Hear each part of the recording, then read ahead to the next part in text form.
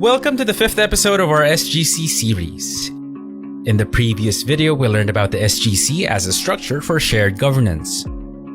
In this video, we will learn about another function of the School Governance Council, that of being a platform for feedback. We have so far learned about the SGC as a means to an end, that end being the continuous improvement of learning outcomes, and as a result, our schools performing better. We have also learned about the way by which we want to achieve these, which is shared governance and participatory decision-making among learners, the school, parents, and other education stakeholders through their representatives in the SGC. In other words, we not only have goals pertaining to our school's performance, we also want to achieve those a certain way. One of these is to have a means of receiving and transmitting feedback regarding the school's programs and activities, as well as its operations and policies. This is one of the roles of the SGC. As a feedback mechanism, the SGC shall, first, help the school improve and sustain its feedback system by strengthening practices that promote the participation of stakeholders. Second, help the school ensure transparency in its operations and performance, particularly regarding the school's programs and management of its resources. And third, recommend to the school management and the school planning team ways of improving the quality of basic education services, school performance, and the school's means of respecting, protecting, fulfilling, and promoting children's rights in the education context.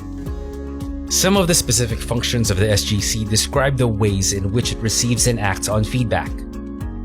1. To communicate to the school planning team and project teams the feedback and satisfaction of learners and other stakeholders on the accomplishment of the school improvement plan and annual implementation plans. 2. To provide recommendations on improving the efficiency and quality of school services. And 3.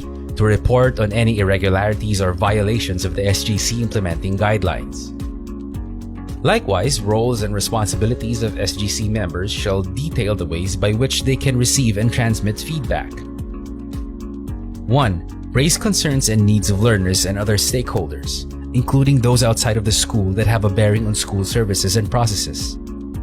2. Propose a meeting agenda for consideration of the elected co-chairperson. And 3. Cast a vote on matters that need a decision by consensus.